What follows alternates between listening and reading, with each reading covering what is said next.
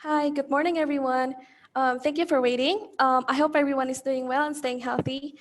Welcome to our event today, Women in Tech Startup, the Experience and Struggles.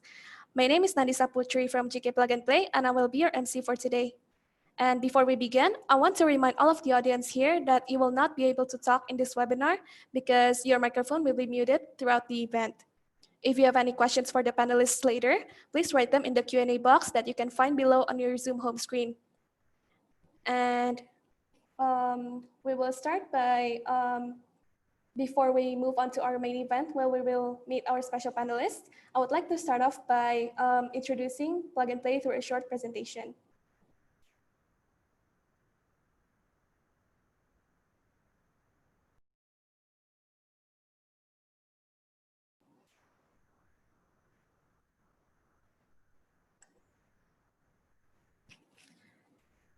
So what is Plug and Play?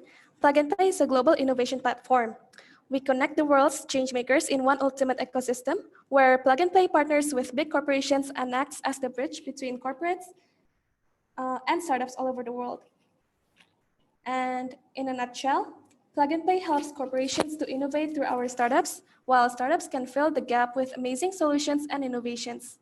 And in the same ecosystem, Plug and Play also connects startups with our extensive network of corporates, governments, universities, venture capitals, and investors. So Plug and Play consists of three main pillars of innovation, which are Accelerator Program, Corporate Innovation Platform, and Venture Capital. Through our Accelerator Program, we empower startups to accelerate their business by giving them meaningful connections with our network of VC partners, government bodies, universities and institutions, and our alumni community. Host workshops to complement their knowledge and give them the opportunities to connect with corporate partners as well. And for our innovation platform, we connect startups to our corporate partners, therefore providing them the opportunity to do pilot projects and proof of concept and help corporates innovate to solve their pain points. And this is done through what we call as a deal flow session. And lastly, we also do invest or co-invest with our investor partners on many of our startups' portfolio as a venture capital. So Plug and Play has an extensive network across the globe, including over 300 corporates, investors, universities, and partners in various fields and business verticals. And here are some of our success stories. As of today, Plug and Play has been involved with 8 unicorns with each valuation more than $1 billion US. Plug and Play is headquartered in Silicon Valley, California, and we started as the early investors of big names with successful portfolio exits such as Dropbox, PayPal, Danger, and Lending Club. Currently, we have more than 28 offices located in several countries across the globe. And in Southeast Asia itself, we have offices in Singapore as our headquarters, office for APAC region, Thailand, the Philippines, China, Japan, and Indonesia. Our entity in Indonesia is unique compared to other Plug and Play branches in other countries because we are supported by GK or Gan Consilindo. So GK is a local strategic business advisory and investment alliance that also bridges our path between Plug and Play Silicon Valley HQ with Indonesia. And finally, in 2016, GK and Plug and Play worked together as GK Plug and Play Indonesia to invest in startups through our accelerator program and was established as a joint venture. Our presence in Indonesia started from our president, Mr. Joko Widodo's visit to Silicon Valley in February 2016. He saw that Plug and Play's vision created a big impact on the technology world. Therefore, he thought that Plug and Play can improve Indonesia's startup ecosystem and eventually the overall economic growth. These are some snapshots of Mr. Jokowi and Plug and Play CEO and founder Said Amidi in the Presidential Palace in December 2016, where Said came to Jakarta and celebrated the soft launching of GK Plug and Play Indonesia as a response for Mr. Jokowi's personal invitation. And in April 2017, we held our first Expo Day as we have partnered with Astra, BNI, BTN, and Sinarmas. And in November 2019, we have also started our partnerships with Buma, ITM, and BCA. Plug and Play holds 2 accelerator programs in a year, and as of today, we have accelerated more than 80 startups through our accelerator program in Indonesia. And Here are some of our networks in Indonesia, which comprises of what I have mentioned earlier. Our network comprises of 7 corporate partners, several government bodies, media and PR, the community and partners, and others.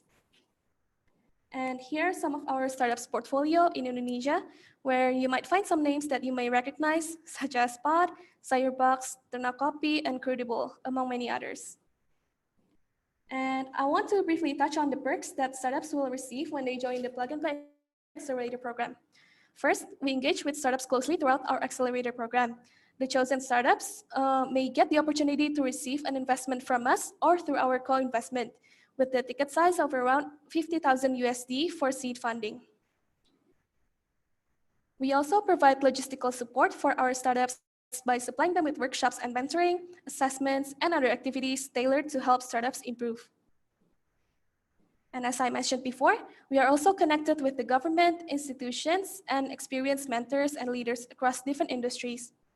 We can introduce startups to the right people as part of our networking involves the OJK, Kemkominfo, and other government bodies that can guide startups in terms of regulations. Currently, we are working with 7 corporate partners that actively look for innovation to address their pain points. Startups will get the opportunity to connect with the right business units to improve their potential for collaboration with our partners. We also hold events that involve venture capitals, so there's a great opportunity to network with our VC partners as well. And at the end of our accelerator program, we hold a big graduation event with what we call the Expo Day. On this day, startups will pitch and showcase their innovation in front of the audience, consisting of various corporates, investors, VCs, and the media. And that brings us to the end of my introduction about Plug and Play. If any startups present here today would like to get connected or want to know more about our program, you can reach out to Fortuna Taranika, our community and partnership manager. We also have another event today at 2 p.m., which is Startups Clinic Q&A, Portfolio Management during COVID-19. Check out our Eventbrite for more details. And to get updates on more events by Plug and Play, please follow our social media, website, and LinkedIn at Plug and Play Indonesia. Thank you. And now let's move on to the most anticipated moment for this event. So in the past, we may think that the technology industry was dominated by men. However, let's not forget the role of the women with brilliant minds that have contributed to the industry as well. Here in Indonesia, we are starting to see the rise of women entrepreneurs in recent times. And in today's event, we are honored to welcome 4 amazing women who have expertise in the tech industry, and they will share their insightful knowledge and experience from their respective careers. And our first speaker was featured in Forbes Indonesia 30 Under 30, and she helped Gojek grow from 40 to 8,000 people as the Senior Vice President of the Business Intelligence and Growth. Today, she is the co-founder of a nonprofit organization, Generation Girl, a Sequoia Scout angel investor, and growth advisor for a number of startups in the San Francisco Bay Area and Southeast Asia. Please welcome our first speaker, Crystal Widjaja. And next, our second speaker is a partner of East Ventures, an early stage investment fund with B2C and B2B focused industry. Over the span of 5 years, she has worked closely with startup founders across Southeast Asia to provide coordination and support for venture growth and fundraising. Please welcome our second speaker, Melisa Irene. And last but not least, our moderator today is the Vice President of Corporate Relations. Oh, apologies. Sorry, pardon. Our third speaker is the CEO and co-founder of a fintech startup, Pod. Pod aims to help youth in Southeast Asia to save money towards their financial goals and eventually guide them to achieve financial well-being. In addition, she also co-founded a group focusing on women empowerment called Inspiring Orchid, where they empower young women by equipping them with the skills to help propel their careers and lives.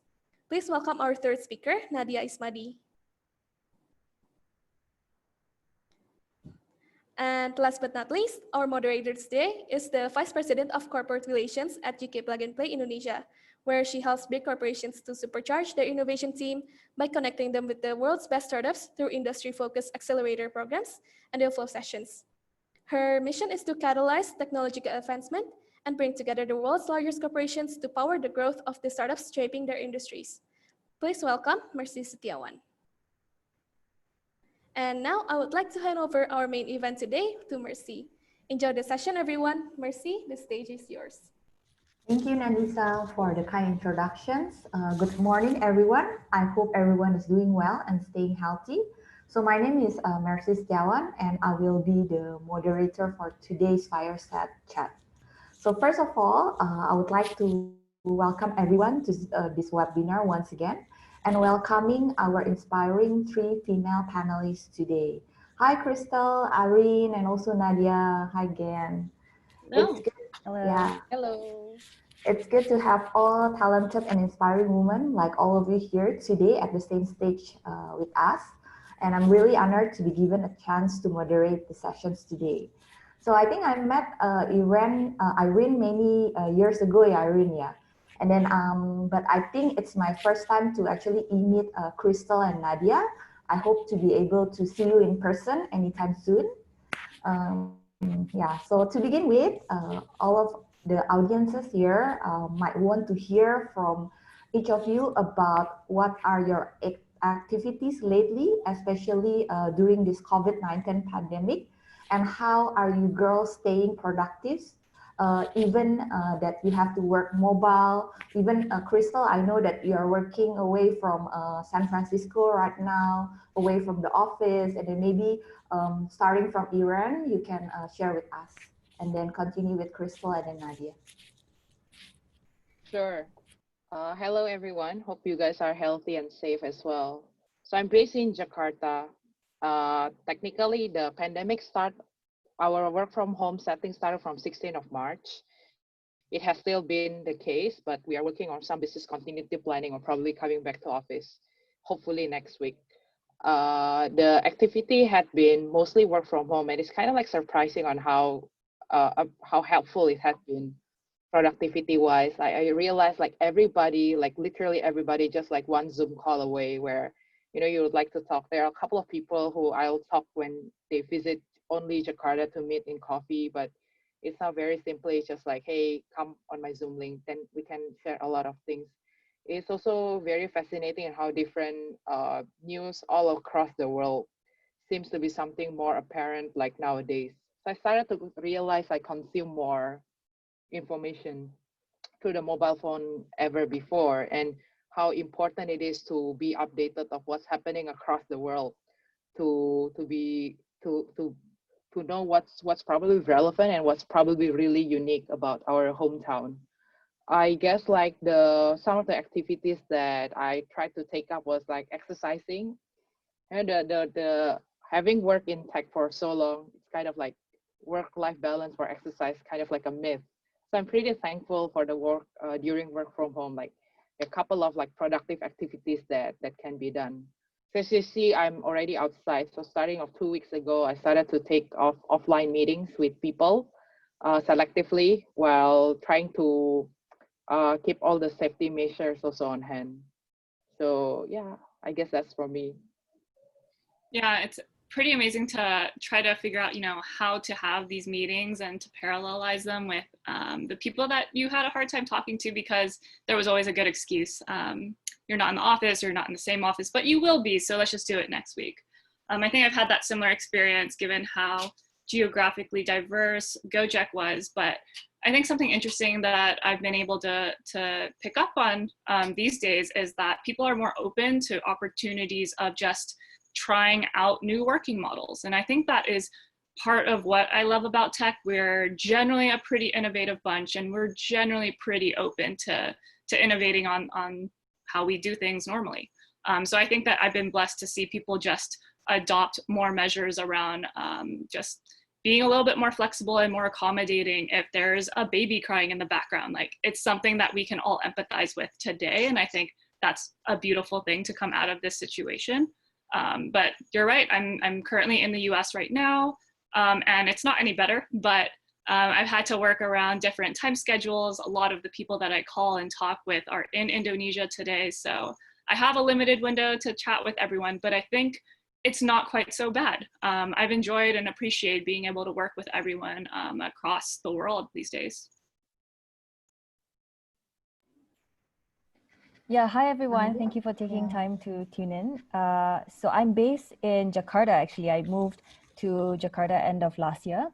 So I'm just back in KL. I'm from Malaysia, so I'm back in KL before the lockdown started. I think I truly appreciate the fact that outside of the chaotic things that COVID bring, I think I appreciate the time to step back, because I think being a founder, you're constantly firefighting. Sometimes you just lose sight of the bigger picture. You're just constantly in like just burning buildings every single day. So just taking time to re-strategize and take a step back. And I agree with new working environment as well, right? You feel like suddenly so many meetings could have just been done over emails, and you reduce commuting time. You're a lot more productive. So I think that is the sort of pro side of what had happened in the world today. Yeah. Yeah, thank you, Nadia. Yeah, thank you all for sharing with us. I do agree with all of you. I think it's quite surprising how we could actually working more productive also, even working from home, and we could also apply more work-life balance. But I think we all have to be grateful also, because we are also the those few who can still work even in this situation, and can do everything productively, even just using like Zoom call, like one call away and other things. Yeah. So yeah, thank you for sharing once again. So we will start our fireside chat today. So to open with, I would like to address these opening questions to all of you. As we all know, that you all come from different types of working field, but all in tech industry. So can you tell us what do you love the most working in tech industry? Starting maybe from Irene again. Sure, sure. So I guess like my story was I graduated from an accounting school, and tech wasn't something, and I studied locally as well in Indonesia. So tech wasn't like a big kind of like topic where people would say, oh, I want to work in these tech companies and all. But what I was pretty lucky. I was exposed to a friend who's already working in a venture capital, and what I believe to be with myself was I really like the innovations and changes that happens in the society.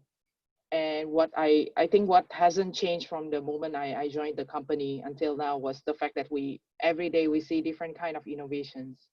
We every day we see different kind of changes. We see successes, we see failures as well at the same time.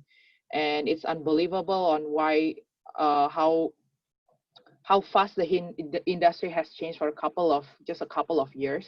What I really love about it is the fact that change is really the only thing that is constant, and we face that every day. And with technology, what technology enables it is to amplify it in a much larger scale, to look at how things can be done innovatively over the course of like a company that was just built in like a couple of months was able to bring that big of change. That's an inspiring story as well. But to also be able to look at how a person, I think I'm really interested in entrepreneurship, to look at a person and how a person changes, like the moment he leads like one company, or like one man company to 10, 50, and suddenly you see they are leading like 300 companies, and to see that there is still the same exact persons that you met like 3 or 4 years ago, but just have really been changing the way that they make decision. I think that's like my most favorite part about tech entrepreneurship. I definitely want to echo that. I would say like transformation almost. I think what I really love about working in tech is how much agency it can give a person. I think it gives us all the opportunity to be empowered, to build something and see it come to life and just do something that we programmed it to do. I think that's something that really motivates me and keeps me really interested in tech. I think, of course, with that comes other consequences, like needing to be responsible and being a team that produces ethical products. So I think it goes both ways, but I do think what I love about working in tech is really the agency it gives people, the empowerment you get out of being able to build something yourself, and then the opportunities that it creates. I think there's nothing better for someone who feels like they have no opportunities to do their best to learn a programming language, try to build something and see it come to life. That's been an amazing experience for me. Nadia? Yeah, well, I guess for me, there are two things probably that I like the most is the people and the speed. I think Irene touched and also Crystal touched on the speed by which technology just grow and just scale rapidly, providing access and opportunities for people. And then you help sort of see that these people who are touched by technology, either by involved directly or just a beneficiary of technology, all sort of grew together. And I think I like that. And tech people surprisingly, because I was from finance, tech people surprisingly are the most collaborative and creative people I've ever met. So I think I like that opportunity of getting to know and meet that type of people within this space. Yeah. Yes, yeah, agree. I think working in this kind of ecosystem and this energy also help to encourage us to even grow more, right? Yeah. So I think the next question, it will be for Irene. So Irene, we know that you're chosen as the first and youngest female partner in Southeast Asia region. So what do you see from women founders that you met throughout your career path as a venture capital partners? And how do you see they are similar or different from the male founders out there? There are a couple of interesting facts. By the way, I'm probably not the youngest. I've seen some people who are younger as well, but I still I share read in that. some news that you are like the youngest, at least in Southeast Asia. Yeah, but I think like it's interesting, right? Like for me myself, like some of the challenges that I tried to not embrace about was like being young and being female. It's like two things at the same time, and there are a couple of ways that people undermine the people who are young and connect and actually like relate them with like unproductive or like rebellious on like really just wanting to make things work instantaneously. And the part of like when people say women, they're like more accommodative, they're like willing to help other people, but not very like target minded kind of stuff. So these are the things that I feel like sometimes are running, that they see okay, these are women leader, but the role that they play are expected to be different in comparison to the male counterparts.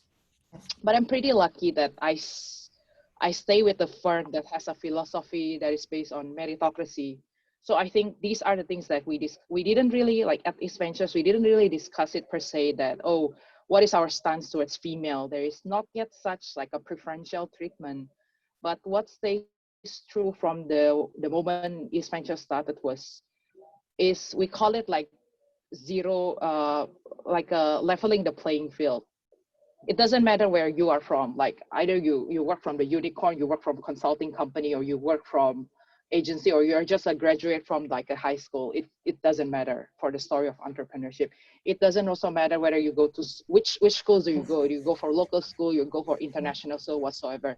And that kind of principles kind of like transcends in the way that it doesn't matter where you are female or you are male, but we are really focused on trying to find out like what are the problems that you lay down and what are the solutions that is proposed. And in such a way, the way that we make decision is not so much about like either like male or female centric in that way. But factually, like what happens on the ground was that the societal view that I see that when I look at my pipeline and when I look at our portfolio company as well, like women represents around 10% on our founders group for a couple of like reasons. Definitely we saw it even in our deal flow, like there's a less of the deal flow that comes about like women entrepreneurs, so that directly transcends to that.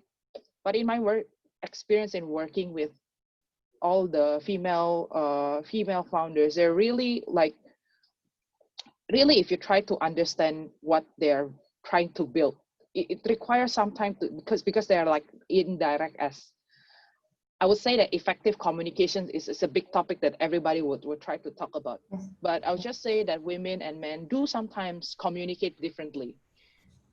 And the ability for us, if we're really willing to understand the essence of their communications, we do have to talk to them in different kind of like frequencies on trying to understand what to take the best out of it. So I think the mindset at which we encounter it has to be plain at the first. Like we have to try to be focused. For me, it's like try to be really focused on what is the problem and what is the solutions that we are trying to figure out, what kind of output of the discussions that we are going to have. Because we've been technically are more, they want to show you like the whole big picture, what is story, like the details of it are very important, while the male are trying to actually read up and try to, you know, like bring about like what's the most important part of it. So it's just a different way of communications, but at the end, I think quality wise, technically we are like gender wise, it's definitely like so on par. focusing more on the business model and the character of the founders instead of whether it's like female, male, like focusing more on the business side. Yeah, correct. Any more thing to add from your side? No, yeah.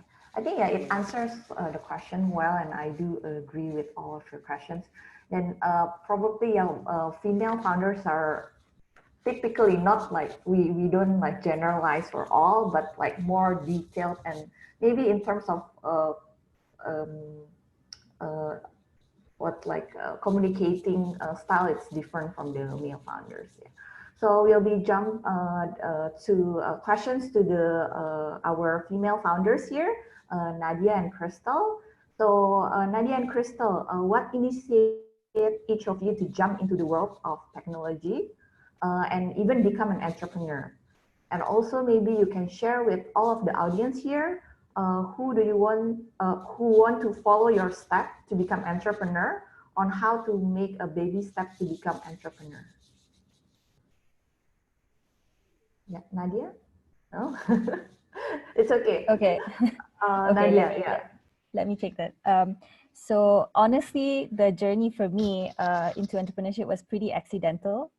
So I used to work for a Japanese fund management firm called Nomura. So we manage institutional funds. So my area of coverage was Middle East, Malaysia, Indonesia, and Brunei. So my desk is actually across from the global equity portfolio manager. So every single week he will have a stand up with his portfolio managers to just discuss stocks. Like they'll just talk about what to buy, what to sell. And I keep picking up all these names, and so happened at the time Snapchat IPO'd. And then I look at the fundamentals. How can a company that is losing 2.2 billion a quarter be valued at $22 billion? So I think those are the kind of questions that sort of piqued my interest and curiosity. So I started, just walking through the trail into tech and stumble across Silicon Valley and the whole shebang. But fintech specifically, it was also accidental. I'm really embarrassed to say this. I manage people's funds, but at the end of every month, I'm always wondering, where did all my money go? I sucked at saving at the time, and because it was so loose with your expenses, right? You never really know when all the small things, small coffee every single day, sort of added up into a big monthly expense. But then I started looking for tools. I saw so many different tools across the Europe, UK, and US that actually help people save without thinking about saving, and I thought that's pretty cool. I did not see any such tools for Southeast Asia in general. And I thought, maybe I want to build something to solve my own problem. And along the way, I realized actually majority of youth in Southeast Asia can't save money as well. So then it slowly sort of morphed into a business that it is today. So I think my take on baby step is to first experiment with your ideas, like whatever the inklings or notions that you have, you wanted to pursue. Like don't jump straight away and looking at it as a business first. Like look at it as a problem that you wanted to solve and just follow where it takes you. Because when you start with a business in mind, then immediately you will, because savings is not a profitable or sexy business. If you start thinking about saving as a business, it will never work. And then you feel like, it's not worth solving. There's no actual market for it and stuff like that. Then you'll probably be better off as in lending, for instance. But look at it as a problem that you're interested to solve, and then along the way sort of piecemeal things together. So I would think the baby step would be to do that, like to experiment with your hypothesis and prove each and every one right or wrong, and then just follow where it leads you. Yeah. Nadia's story is so good. I don't think I'm going to have quite such a good story. But I would appreciate your savings tips now, since you've had time to figure that out. Yeah, happy to share after this. Myself, I think, when it comes to, yes, please. When it comes to, thinking about starting out on your own, I think it's scary, right? Like most of us are brought up to think that, oh, we'll graduate from college, we'll get a good job, find a good company, find a good boss. And I think that there's a lot of value in that. I think there's nothing wrong with choosing that. But if you know personally in your heart that you want to start something and you're excited to build something, if you're passionate about something, I think that's where I would encourage people to just say yes and do it. And like Nadia said, just start building. One of the things that we did with Generation Girl, we're not a business. And so I really like Nadia's approach around like, don't think of it as how can I build this so that it can solve some, be a solution and so that it could be like a revenue generator, but coming from a place where do we feel like we uniquely are in a position to make a difference in this problem statement, and do we feel passionate about doing this? And from our side, the majority of our team is volunteers. We have people join us who care about the mission and are willing to do a lot of this work for free. And I think if you wouldn't work on a problem for free, because most founders are going to start out with very little pay, if any, if you're not going to work on it for free, you probably shouldn't be working on it as a business. But even, I'm really interested to work on different projects with a ton of my friends that, I still work with remotely these days, and, we'll chat about ideas. And so I think we're constantly like building startups. We're constantly building new things. And it's never something like, well, we're going to have to like hire a team and put together marketing material. It's always a conversation around wouldn't it be cool if we had this product, or wouldn't it be cool if we could solve this thing that we just got stuck on? And then we have a conversation. We say like, yeah, let's use this library. I'll use this tech stack. We'll put this together and see if it works in, a week or two. And I think that's the baby step to start with. Like work on something with someone you like, and just see if it works. Yeah, great. So yeah, so the key is like never afraid to start something. When you have an idea, just find your passion in it, find an idea, find a problem you want to solve, experiment with it, and then just follow whatever happens next. For Crystal, for yourself, we all know that you previously worked for Gojek, right? What makes you jump from the working in the corporate slash startup, like Gojek's like corporate slash startup, and then start this Generation Girl? Because Nadia already shared like how she find problem in her daily life and then turning it into this business and action. How about yourself, Crystal? Yeah. So Generation Girl was absolutely not my idea solely. We have our co-founder and CEO, which is Nadine. She was an iOS engineer at Gojek with me. We had both gone through similar experiences in working in tech in our past. We had people who underestimated us, people who would not believe that we were engineers, or didn't believe we could be on the tech team, or thought that we like magically got to where we were, by the virtue of not of our skills, but just, because we happened to be there.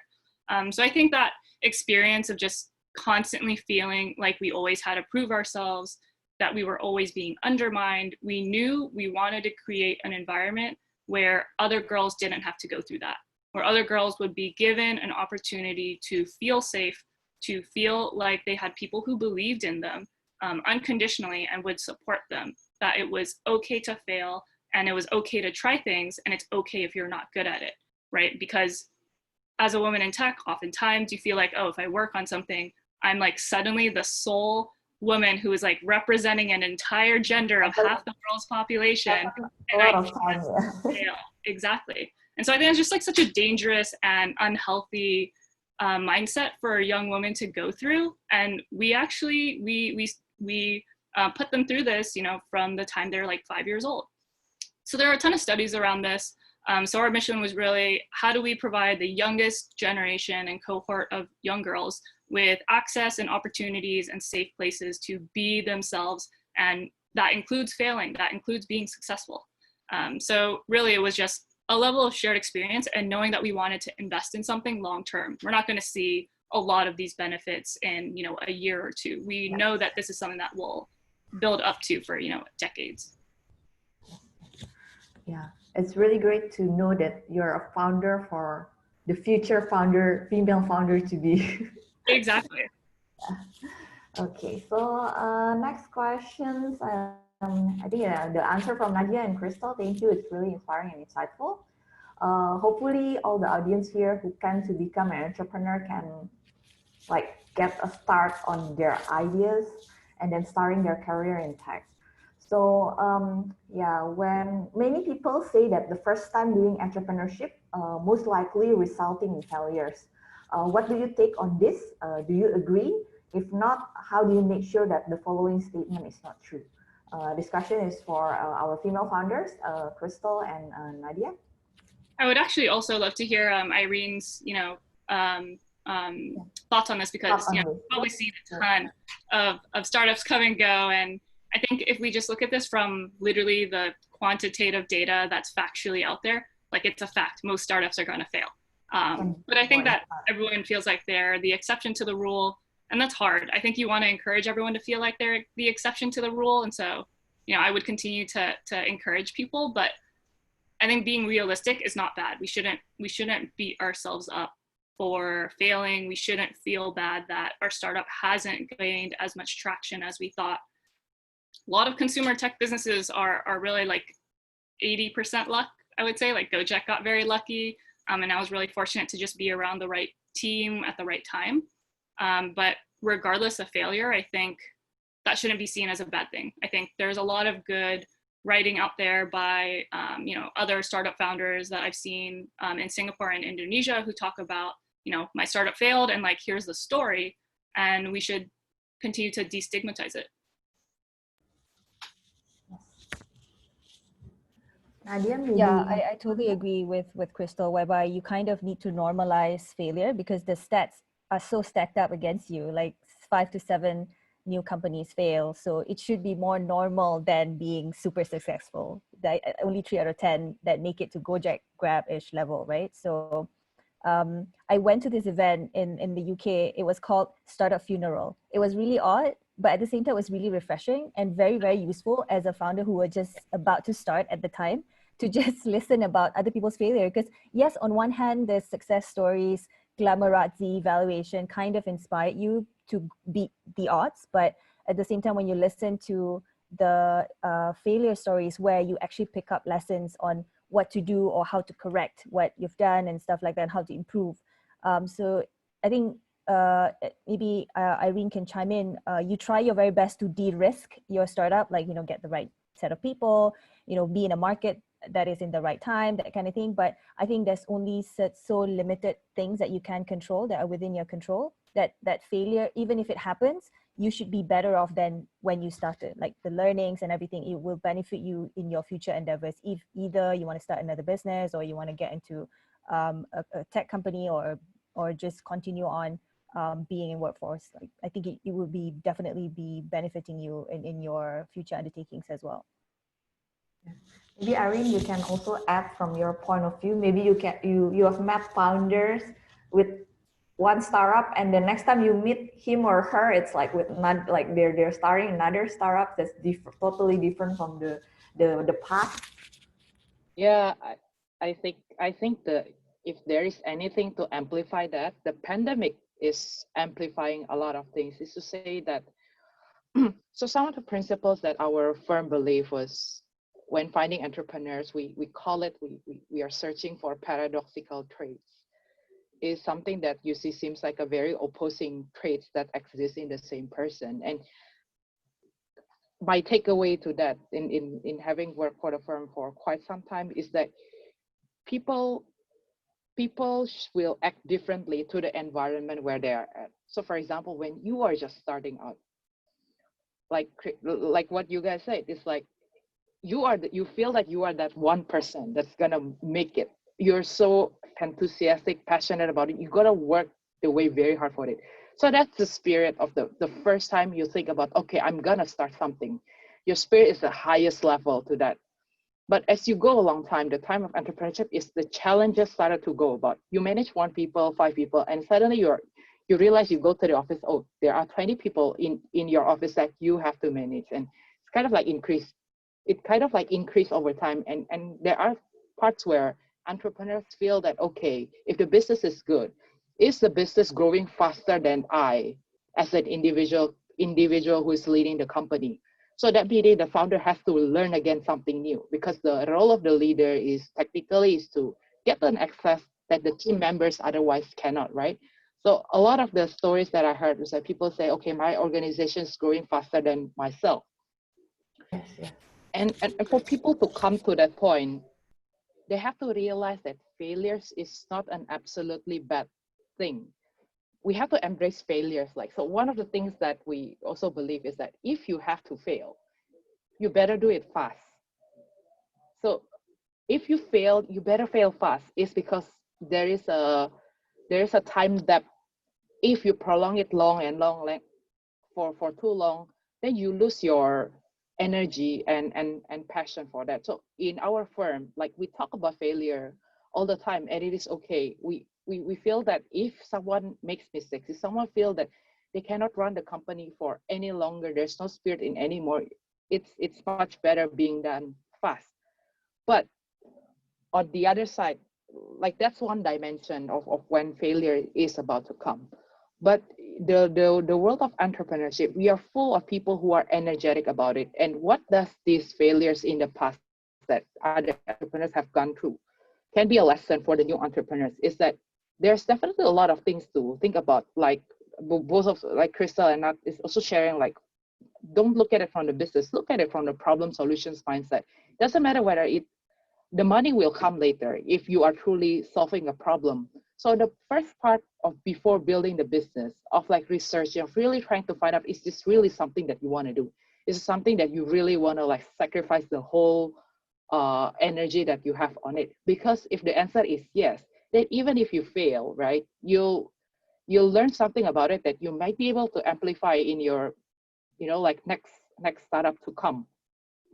So I think my takeaway is that failure shouldn't be think as something that is bad, but it also shouldn't something that we take as it is absolute. There's a lot of ways to try to learn from other people's experience to actually avoid those failures and make yourself be more effective.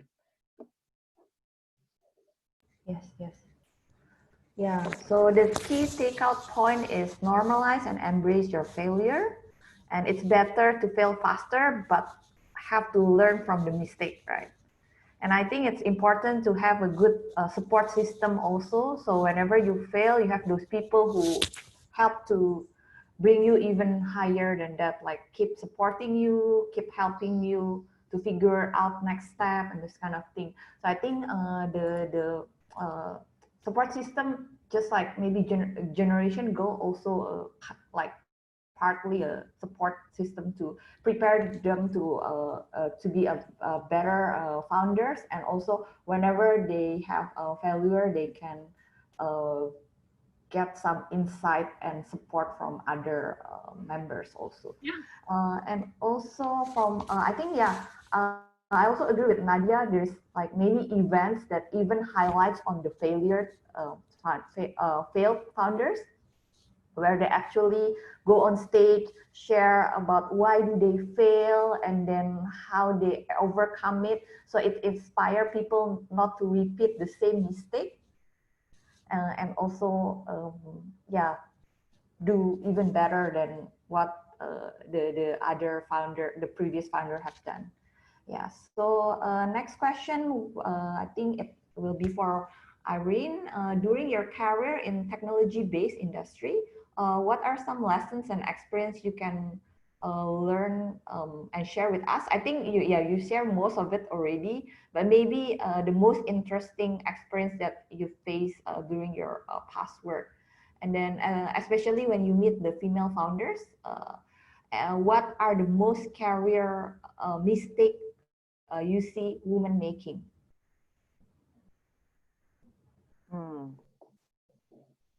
Um, Most interesting experience. No, I haven't figured. There are a couple of interesting ones, but something worth to share is probably I feel pretty lucky though. Like I work in the industry well by the environment. I think the support system is very important. And I think one of the key takeaway I wanted to share with everyone, like if we talk about career, right? Like finding the right environment, spend time not only to think about which company that you are working for is extremely important part that has helped me to really be comfortable and to feel that my working environment is really like a great support system for me to grow. So if you're looking for a job, trying to, or even trying to hire people for your team, it's good to try to talk to people who don't uh, undermine you, because either you are young or either you are female. And I didn't experience this, but I do meet some people who are specific in mentioning that, okay, for a certain role that they want like female or male, like either having family or not having family, so much specified, and he is able to justify why he needs that in his role. So I think there's a great there's a great way to try to change that mindset, but as a little step for everybody, it's going to be a good investment to try to talk. If you're hiring, if you're being hired, it's good to try to invest time to talk and try to get personally what is the character of your people that you are going to work together with, because that's going to foster a lot of things. Second part of the question, for common mistakes female founders made, I think that the people that I've worked with, they are, so usually the co-founding team would be like there are a couple of male and female, but I think like female had a tendency to cater more towards like taking care of the internal. So that's part of like strategy, I guess, like internal and external way of like who's going to take care more for like operations and internal part, who's going to go out. Too, right? Yeah. Yeah, who's going to go out and meet investors, for example. So I think that now I haven't really figured out like what's the silver lining for this, but I've seen tendencies of the preference of being the person who actually makes sure the company runs, and while the male counterpart is probably the one who do most of the face of the company, if I would say, which I could say that not that it's, I haven't really figured out whether it's bad or it's good in that way, but I think that a much more openness to try like a different set of roles is something that I'm exploring with some of them as well. There's no right or wrong on that. Yeah. So, and then thank you for the answer, Irene. And then, yeah, this question will be for all of you. As we all know, this technology industry is mostly dominated by male. But now we can see, of course, more female founder and VC partner. Can you share with us your experience with most of the female founders face while who is working in tech industry, and how do you overcome it? So, like in this tech industry which dominated by male, what's your experience that you feel you struggle as a female working in this tech industry? Yeah, and we've all talked about this previously, but I think the concise way to talk about this is that there are challenges, right? No one's going to lie and say, oh, it's super easy to be a woman in tech, you'll have no issues. I mean, reality is, one, you're the minority, and being the minority in any situation is going to suck because people will have stereotypes and preconceived notions and expectations about you as a person, and you are going to have to stand up and represent that entire demographic of people as the face of that demographic, because there's no one else to support you on that. So I won't lie that it's annoying, but I think what I've been able to maybe more thoughtfully do in the past few years is to try to find ways to make it a teaching moment in experiencing discrimination or backhanded compliments or just strange behavior from people. How can I turn this into an opportunity to educate and perhaps just inform someone of something that they probably do not mean in bad faith? They are probably just being ignorant. They probably think they're being nice, right? When people say, oh, that's amazing that you know how to do this. I'm astounded and just amazed. Like, I hear that a lot, where people just don't believe that, like, I could have been responsible for building this. I've had investors talk to me in that way. I've had, other fellow team members talk to me in that way. And I think, the best thing that I've been able to do, and I think this is a responsibility and burden that you have to choose to accept. Not everyone has to accept this, but I have chosen to inhale and say, that's an interesting comment. Tell me more.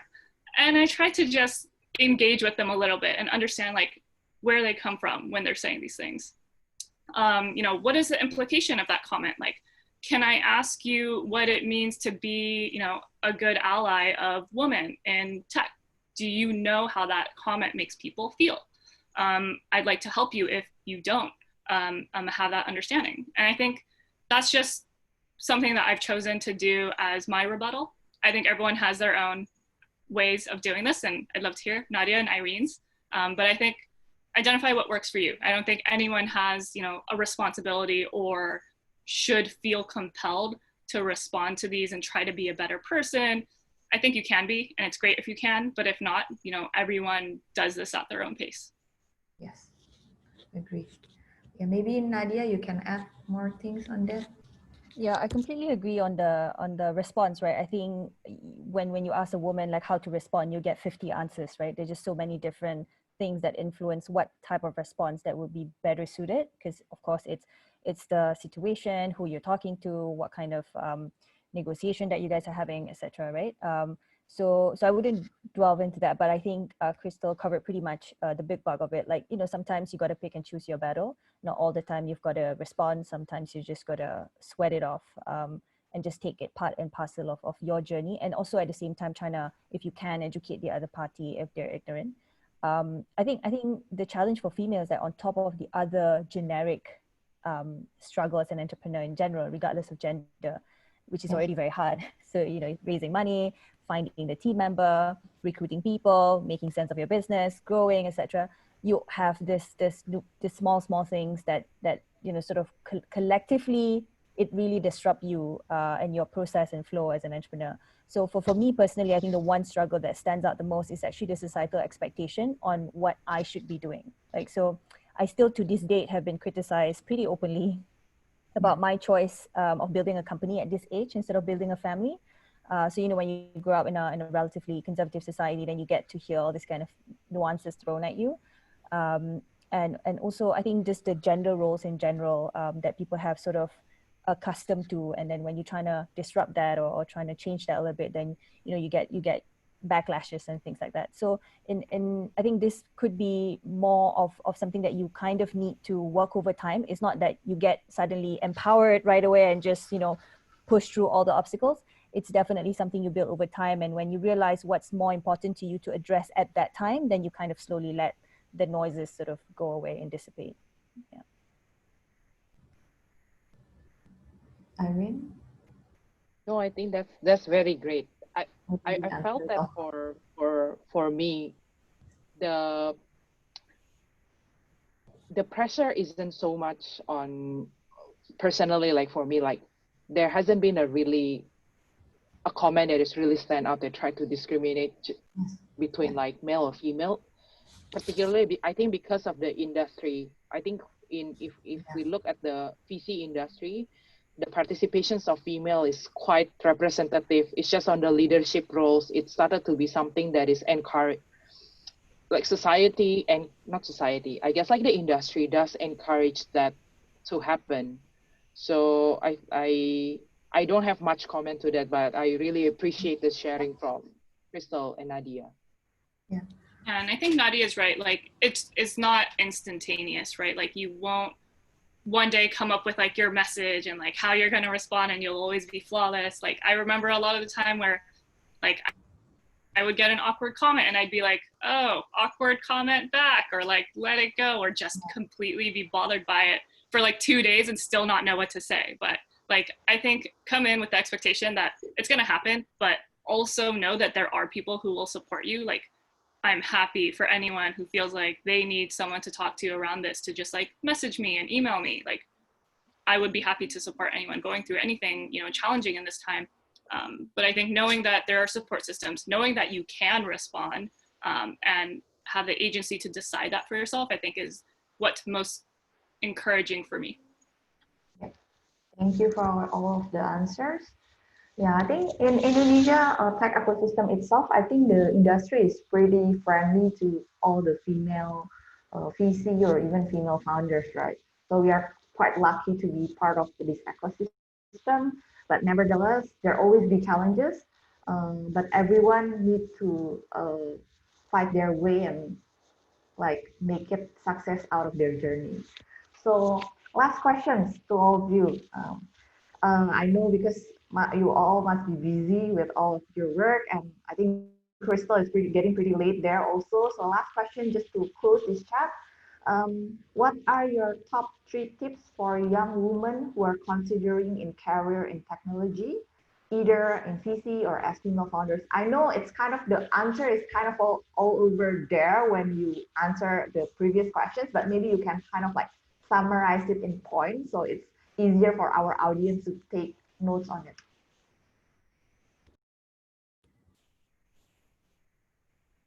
We'll start from Nadia, maybe. So I would think that if you truly, I think Crystal also mentioned this, if something truly excites you, right, and you cannot find any other reason not to do it, I think my first advice is to try it out. Like sometimes people think that entrepreneurship is such a, or tech in general is such a glamorous life, and you know you are top of the world kind of thing. And for a lot of people, actually, the reason why perhaps they didn't get into tech is because they're not sure if that's for them, and there's no harm in trying. So I think my first advice would be to just dip your toes in the water, like just to try it out. Secondly is I think I find a comfort in focusing. Like I think while you experiment, I think you've got to stay focused on what truly matters to you. So for example, I think there's so many things in tech that you can venture out into and explore. If you want to create an impact in tech, there's so many different ways to do it, right? So you could be a founder, you could start moving into venture capital, be an analyst, or you can just start working for a tech company and contribute that way. There's so many avenues. So my take on it is like, perhaps find what truly matters to you and what resonated most with you, and start there. And then I would think that you want to stay focused on certain route and trying to I hate saying this a lot of times, but trying to approve or disprove the hypothesis you have for yourself. Maybe for some people, they think I want to get into tech because I want the money. But actually, when you are in the job that pays you really, really high, you realize that there's a void there that is not fulfilled by money. Then you kind of find the other route, But while you're trying to chase that why, I think you've got to stay focused on that, and find a support system of people within that industry. And I'm sure a lot of the discussion today has been hinged on the fact that there's so many movements and groups of people that have sort of came together to kind of create this environment of support for women to come into tech. So Generation Girl, and we have like group like Alpha, etc. So I think trying to leverage on all this, and we have so many different tools today that connect us to random stranger across the globe. Use all these platforms, like just write an email or drop a LinkedIn message, which I always do to ask for coffee favors, and things like that. So I think that you get sort of connected to people in ways that previously our generation previously did not have access to that. So I think those are my top three tips.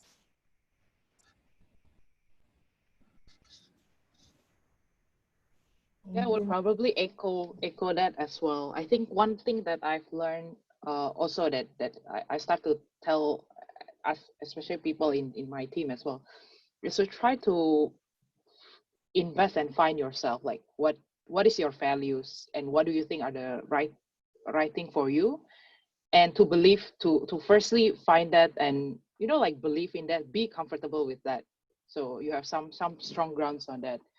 Second is to network around, like meet people, because you are always only partially right. So, and there's always a good comfort when you either it's like ideas, either like some thoughts you have on your mind about either it's like career choice, like businesses that you are building, new revenue model you are trying out, or whether you should fire or hire a person. It's always good to try to get like a second opinion. So network around, like meet people, meet as many as possible, but stay strong. Like, you know who are going to be your support system is very important. And I tell a lot as well, like family is a very important part. Like as we are working very hard on where we are, but uh, like parents, siblings, or whatever, like some of the part of the society shouldn't be left behind, because they can act as a core support system for you when you're so consumed at work. And the last thing is something that I'm trying out as well is one of the key thing is always to speak up. A lot of times we feel that our opinions are too little or too small. We decide not to say it out loud. But I think at this point, like, we operate in a lot of ambiguity around. So just speak out. It doesn't matter if you look stupid, or don't be afraid of that. The thing is that always try to talk about it and ask for feedback from other people. What other people think that we can be better at, or the way that we lead, or the way that we do certain things. So it kind of like helps on like if you ask people feedback, people will be able to feel that they are accountable for that feedback. So if this happens all across your network, you will feel that your network can act as a good support system for you. I'm gonna have a hard time adding on to all of these amazing responses. I know there are a lot of people in this webinar who are probably in very different walks of life. It's gonna be hard to give like universal advice, I think. But I can say what I feel like has worked for me. I would say, I didn't actually come from a traditional tech background. I think a lot of people know that story, but when I decided that I thought tech was the right industry for me, it really just took Googling. And I'm really lucky that, I have a pretty good command of the English language, and there are a lot of resources. And yes, there are a lot of resources. People always use that as a way to say like, oh, I don't know which one to start with. So, I haven't started yet. But I would say just pick one resource and learn a solid skill. And that can be a hard technical skill like SQL or Python, but it could also be something like, do I know how to read a P&L? Do I know how to build an investor deck? What does that look like? Is there a framework for that? I think being curious is perhaps my advice to anyone at any stage in life, because I've never seen that fail for anyone. The people that I've always looked up to or seen success, grown out of them have just been curious people who would ask, and beyond just asking, if they never found the answer, they would try to go find that for themselves. So I was just blessed to have people on my team who have gone on to found their own companies from being at Gojek. And I knew that they were going to found their own company. And I knew that they were too good to be on my team when, I would ask them questions and they'd say, I don't know, but let me find that out. And then they'd come back later and be like, look at this thing I found. This is super interesting. Like, what do you think about this? They're just really engaged and really curious. And so if you're not curious, I encourage you to try to develop that muscle by looking something up about the topic you might want to build curiosity in. I think oftentimes I lack curiosity in something just because I don't know what to know. I don't know what to be curious about. So I found that talking to other people, like Irene said, that helps you introduce yourself to new content that you probably wouldn't have thought of. Just taking the first step, like Nadia said, I think is a fantastic way to just start being curious about what there is to learn. There's a lot of complicated things in life. So I hope, these are complicated times and everything else is really just like searchable. Great. Thank you so much, Irene, Crystal, and Nadia, for sharing with us your experience and insight. I'm sure all of the audience here can learn something from your sharing. Now, it's for the last 15 minutes of the session, we would like to open a question and answer session. I think there is a few questions already in the Q&A box. So other participants, you're welcome to type in your questions in the Q&A chat. Just let us know your name, who do you want to address your questions to, and your questions.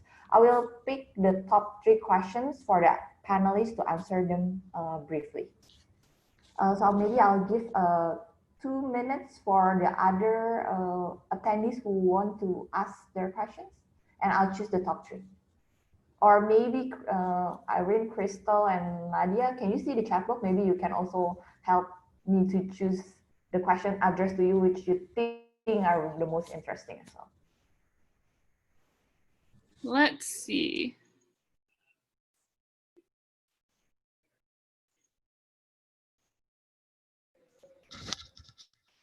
I think while waiting for the other people to type in their questions, Nora is asking a specific question about Indonesia. I think I can just like answer briefly while waiting for the rest. So when I started, I think I was quite fortunate that I've got a few friends that I knew from uni days that are Indonesian. So I have the first immediate response was to reach out to them.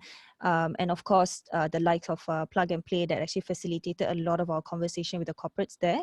I guess during this hard times, obviously, everything has to be done remotely. So my take on it, if you don't have friends in Indonesia or family members that can help you, start building those network.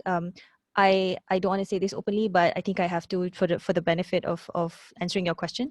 I stalked a lot of people on LinkedIn, just trying to get some answers to the questions I have. So then just tell them, hey, most of these questions actually is just stalk people on LinkedIn.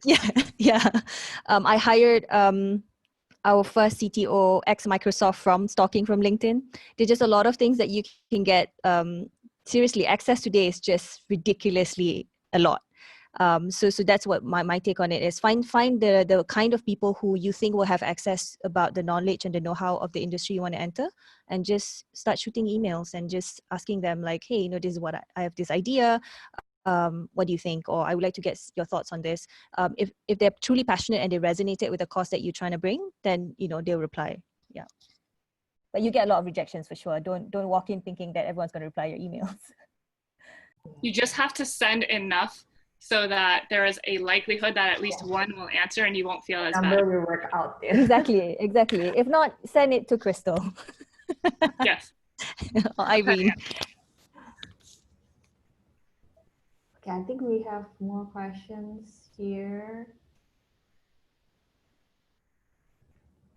I saw a couple ones for me about founder traits, but there's an article that I forwarded, hopefully helpful for everybody, or how our founding partner have defined like what are the founder traits and what we look in the founder, so can ensure that this session is serving its team. Thank you, Irene.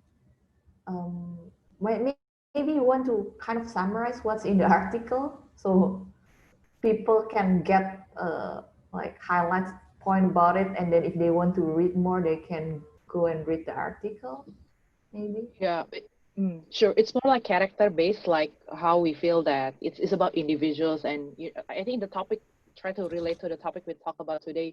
Self-improvement is a general topic. It's don't say that it's a girl or it's a man or female. So what embodies in the firm is the same as well. We look at the traits for entrepreneurs, like are you really and some part of it is like integrity. It's like very generic type where it requires you to be accountable for what you are promising, what you are looking for. If you say A, it has to be A, and making sure you do the things even if people don't look at it, you still do the right thing. Second is empathy, is try to be able to self-awareness is the ability for you to recognize what are your own weaknesses and what are your own strengths. So that requires a lot of like self-reflection that helps you to transform from like company with 1 employee to 50 to 100 and so on.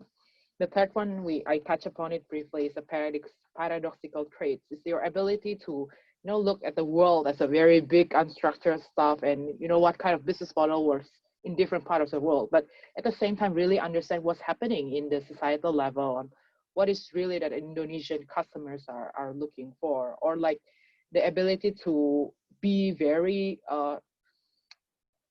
obsessed with your vision, but at the same time you have a light ear of like, you want to hear what people think about your product and your businesses. Okay, thank you, Irene, for the answers. Crystal, I think there is one question specifically for you about what inspired you to start your own ventures. What is your advice for us workers to escape wage slavery cycle? Yeah, so right now I'm advising for a bunch of different companies. And I'm also working on Generation Girl, from which I do not earn a salary, just to be clear. But I would say it's more around, I had the maybe the flexibility. I also had just the blessing and frankly the fortune of being able to try my own thing. I think being an entrepreneur is risky. You often don't have the chance to be an entrepreneur if you're struggling, or if you have to make a wage and you can't possibly invest the time and effort and money to create a fallback plan for yourself. So personally, I had some savings, and I thought maybe I could work on something interesting. I enjoy working on growth and data for interesting companies. I did a lot of that at Gojek for many different verticals, and so maybe I could help other verticals in a similar situation. And I think for me, again, I'm really curious. I just like learning about new things and new companies and how other teams are doing things. So I was lucky, I would say. I was fortunate enough to be able to follow my interests. And I was also comforted by the fact that I had already failed a lot. And I now realize how it's easy to get back up again when you fail. It's not as bad as you think.